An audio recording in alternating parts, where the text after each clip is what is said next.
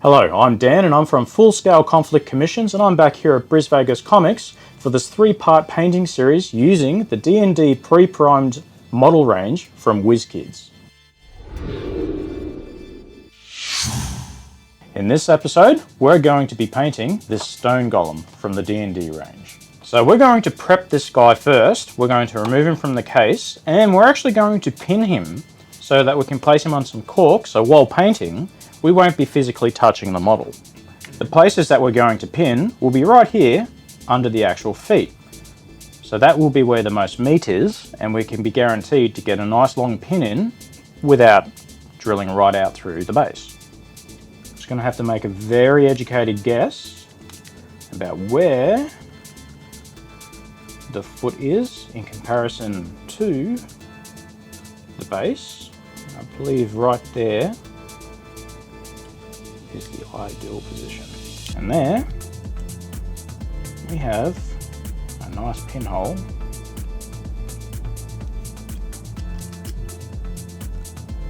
that we'll insert a little bit of steel wire into. That'll help mount it to the cork, and then once finished, to the base itself. So we're just going to put a little bit of glue around that. Score off the excess, and we're now going to insert and rotate as we insert it into that hole that we just made, so that we get maximum amount of glue inside the hole with the pin itself. And then we're just going to clean up the excess like so. And there's our first pin. So while we're waiting for that to set, we're going to do the same to this foot here. And we can tell fairly certainly that that's going to drive all the way up into the foot, no worries. This vinyl is very spongy, so we'll take a few times to go and clean the hole so that you get a nice, easy fit. All right. That's set. We're going to trim it with a fair amount of remaining material. This will help it bed into the cork and remain there. Okay. With the Stone Golem, we're actually going to paint him a little bit different. Typically you'd see a Stone Golem, people paint him grey. We're going to paint him as a sandstone. So the base color we're going to do this guy is going to be terracotta from the game color range, and that's going to start our nice sandstone color. So we'll be using the airbrush to put down our base layers.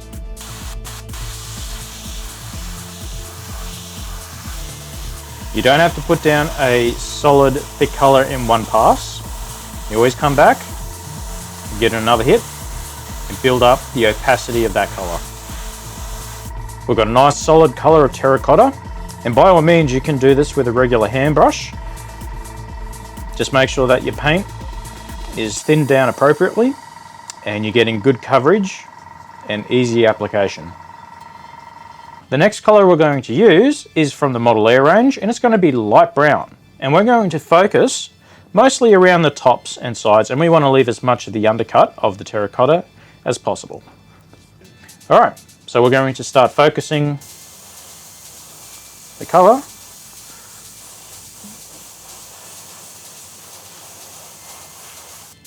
as such.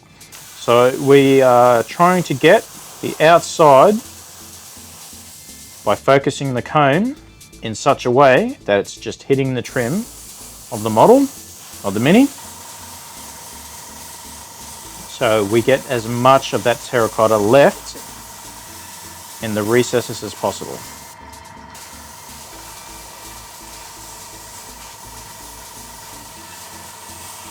This isn't quite a zenithal method,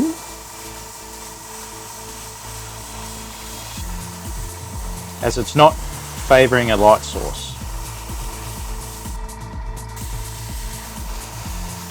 It's purely to ensure that we got shadows. The next color that we're going to use is also from the Model Air range, and it's going to be sand yellow. Same deal, we're going to come down and we're going to focus mostly on the top side of the model so that we leave as much shadow as possible.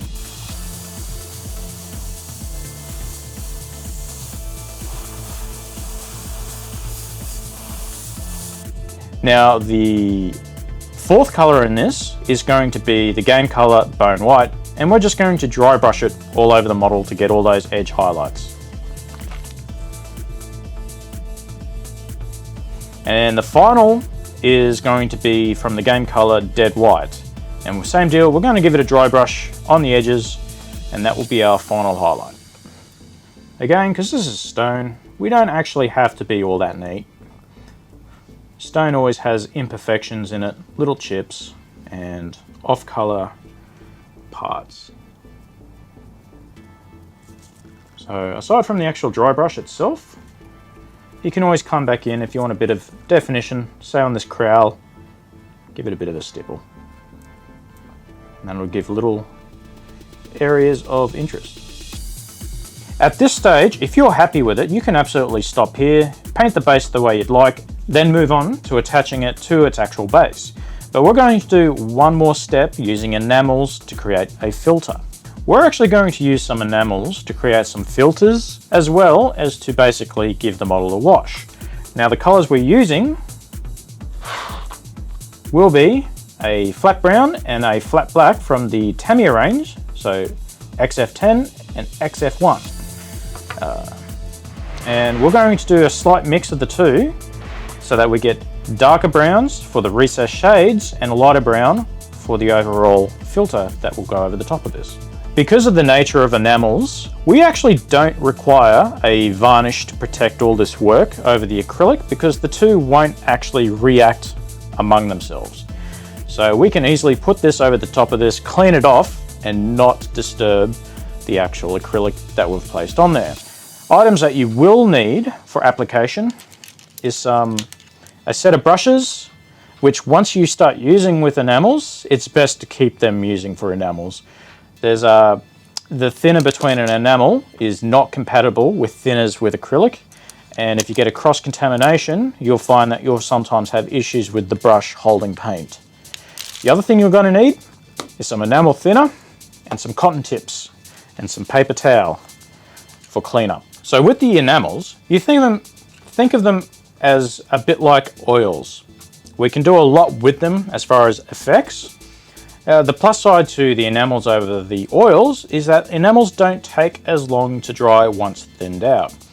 Oils can take days, enamels just take a few hours. So we're going to get some thinner, and we're going to thin down this brown. We want it into a fairly wash-like consistency, and that's very easy to do just by immersing the brush in some thinner off the side and adding it to it. That would be about the right consistency.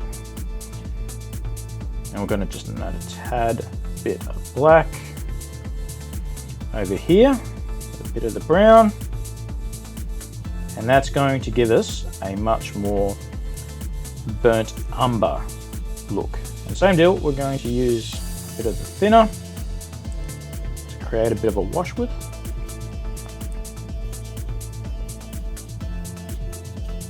Now we're just going to apply it to the model.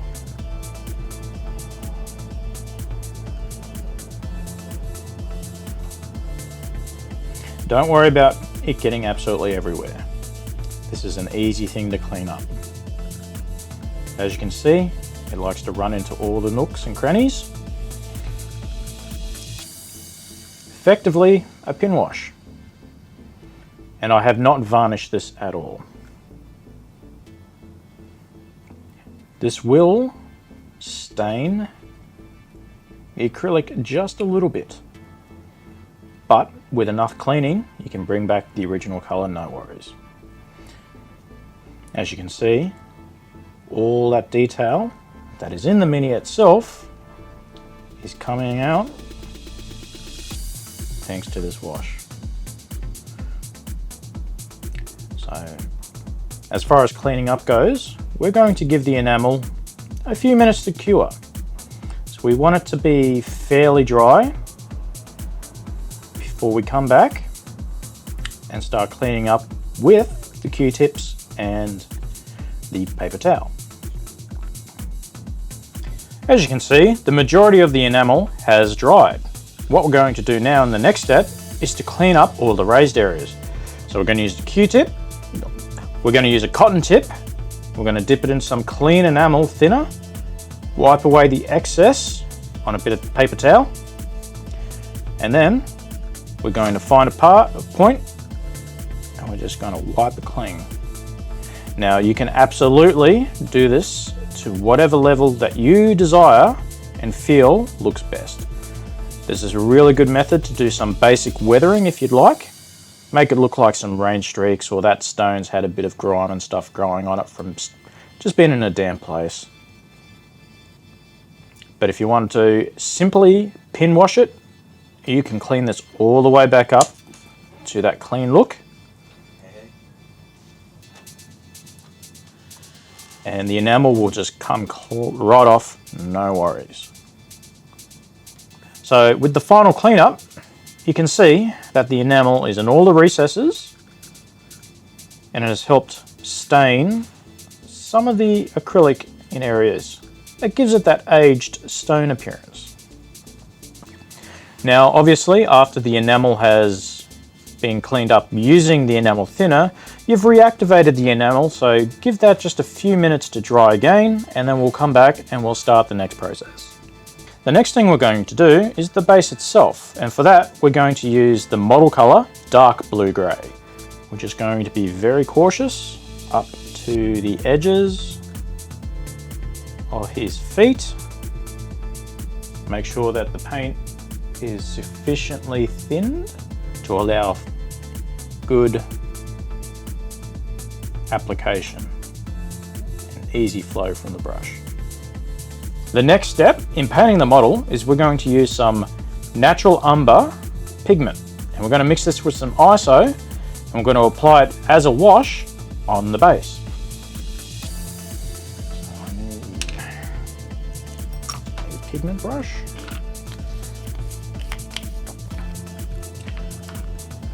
Remember, isopropyl alcohol and enamel thinner don't work together. So the brush you use to do all your enamel work with, it won't allow you to mix ISO and the pigment together while there's enamel thinner on it. So we get a new brush,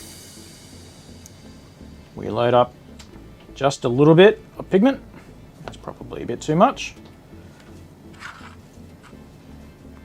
Load up a little bit of pigment here. Take 3 times what you need. Now we're only going to add ISO until it becomes a wash consistency.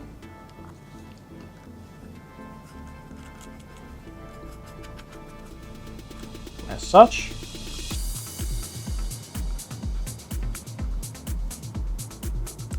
Now we're just going to apply it all over the base.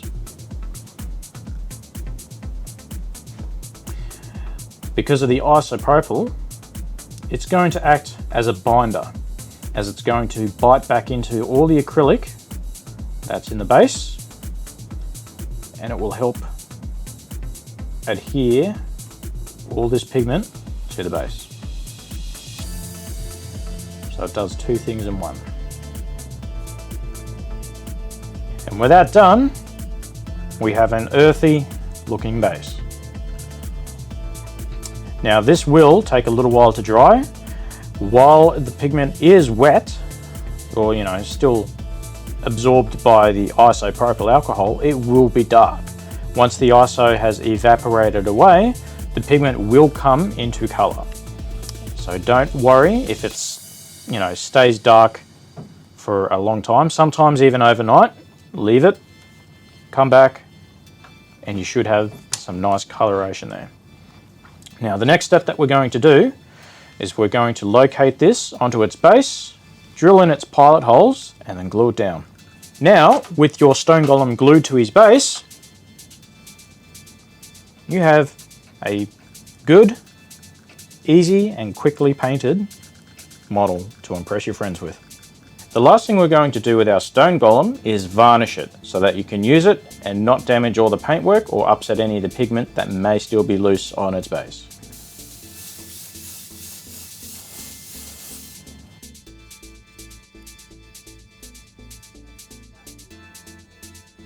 All the techniques we've used to paint these models are very simple. Enamels really don't require a lot of experience to get good results from. They're very easy to use and exceptionally easy to clean up. Unlike oils that require a few extra steps, enamels are a great step up into advancing your painting skills.